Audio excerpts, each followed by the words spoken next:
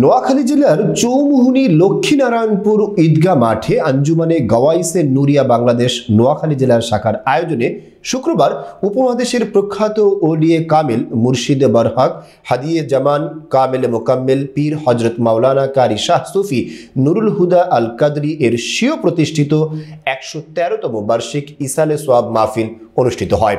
পীরজাদা হজরতুল আল্লাম আলহাজ মাওলানা শাহ বেলায়েত হোসেন আল কাদেরি সাহেবের সভাপতিত্বে প্রধান মেহমান হিসেবে ওয়াজ করেন ভারতের প্রখ্যাত আলেম দ্বীন হজরতুল আল্লামা আলহাজ মাওলানা সৈয়দ আজমত হোসেন সিদ্দিকী। বিশেষ মেহমান হিসেবে উপস্থিত ছিলেন হজরতুল আল্লামা মাওলানা সৈয়দ সাইফুল ইসলাম বারি, দারুল হুদা ফাউন্ডেশনের সাধারণ সম্পাদক শাহ আবদুল্লাহ আল বাকি সহ ওলামা একরাম, পীর সাহেব এবং মাশায়েখগণ।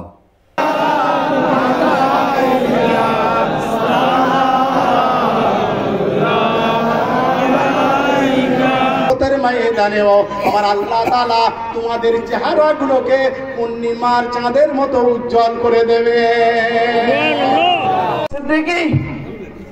আমার বাবার মাথায় নিজের টুপিটা পরিয়ে দিয়েছে। বাবা যখন মক্কা মুআজ্জামা থেকে আসলেন, ফুরফুরাতে এসে যখন দেখা করলেন, আমার বাবার জবানের কথা শুনো। বাবা বলেছেন আমি হুজুরের জন্য কিছু হাদিয়া নিয়ে আসছি। ছোট ছোট বাচ্চারা তরবেরা হাত বাড়িয়েছে, আমার গুরু বাবারা বেরা হাত বাড়িয়েছে।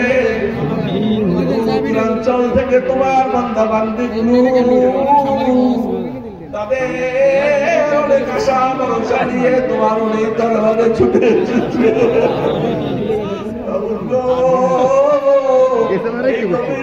তোর কাছে দুটো হাত বাড়াইলাম, আমাদের হাতগুলো খালি মিলাইয়া দিও।